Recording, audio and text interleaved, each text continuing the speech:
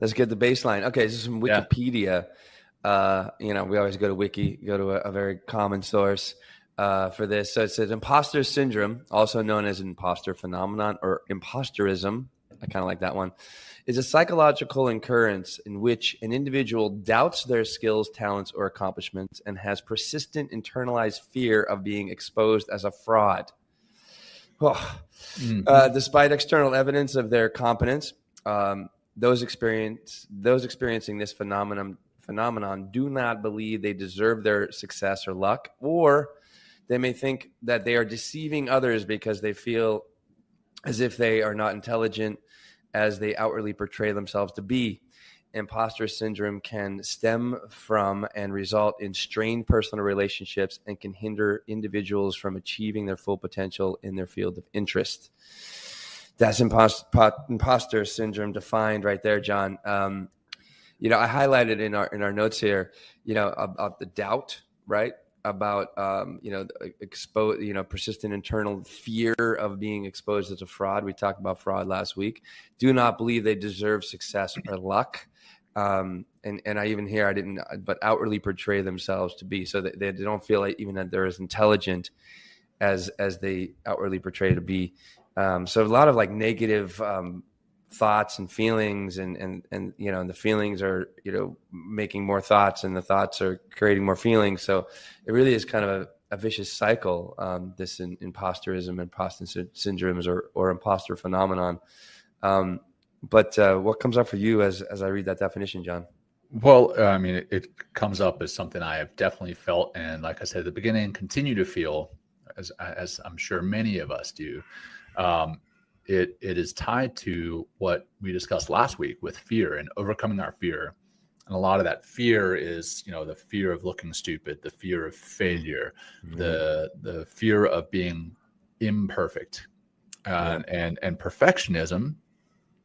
That feeds into this imposter syndrome. Hey, you do one tiny mistake and you suddenly start to, let your brain and your stories feed on that mistake. And you start thinking, you know what, I'm not good enough to be a part of this group. I'm not good enough to be here amongst all these superstars. I don't deserve to be here with, my friends, my colleagues, or sometimes even within your family.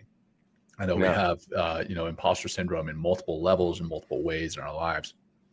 And the parts of imposter syndrome, the signs of it, I'm going to bring up an image here that this works. Let's see. So the signs of imposter syndrome, and this is from verywellhealth.com, if you're watching here, you're going to see this kind of image that show the signs of imposter syndrome, but over and above these and kind of tied to them, it's fearful they will be discovered to be a fraud, and we'll mention that in the in the definition. There's absolutely that fear. Even as I sit here as a podcaster right now, and we've done 90 something real legitimate episodes, I think, you know what, somebody's going to call me out as a fraud for being a podcaster. Hey, you don't deserve to be a podcaster. I mean, it's ridiculous, but it's something that pops into my mind. This whole fucking podcast is bullshit, John. Yeah, I'm just right. kidding. Right. It's like, right. But I mean, there is that thought that, like, hey, does the podcast itself, does it deserve to be a podcast, a standalone product that's out there? Believing compliments and praise, or because the audience is being nice, or because your praise and your success was not earned. Feeling unworthy of success, feeling like it was luck, not talent, that got you there. A lot of the time, if I do have any kind of win, I'm like, oh, well, it was just good timing. I was in the right place at the right time. I don't give myself the credit as often as I should. I do try to, and a lot of this comes from being mindful. I do try to give myself that credit, but sometimes I fail at that. And then feeling anxious or depressed, again, that's the opposite of mindfulness. That is you thinking about the future, anxiety or depression, thinking about the past. That's another piece of imposter syndrome. And then feeling undertrained or underprepared. Something that we do in the military and everywhere really, is we get promotions. And with those promotions, quite often we compare ourselves to the person formerly who had that position.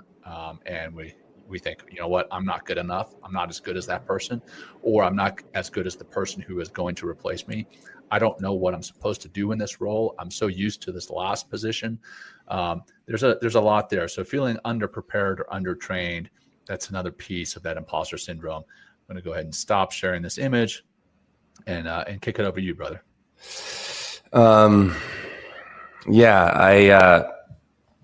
This imposter syndrome is a real challenge for me. Like I often say of the success that I've created, and just think of that statement, the success that I've created, and I think I need to own that, and I don't own it very often enough.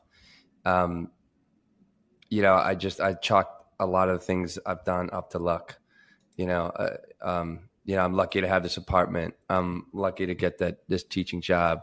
I'm lucky to meet you. I'm lucky to have this podcast. But if I go back and look at this, what I'm calling luck is, and I like to, what I've heard a long time ago, and I tell other people, and maybe I just need to listen to my own words sometimes, is luck is when opportunity meets preparation. Right. And, I would have never met you, John, if I wasn't in the arena of mindfulness, if I wasn't putting the work out there, if I wasn't, doing the best I can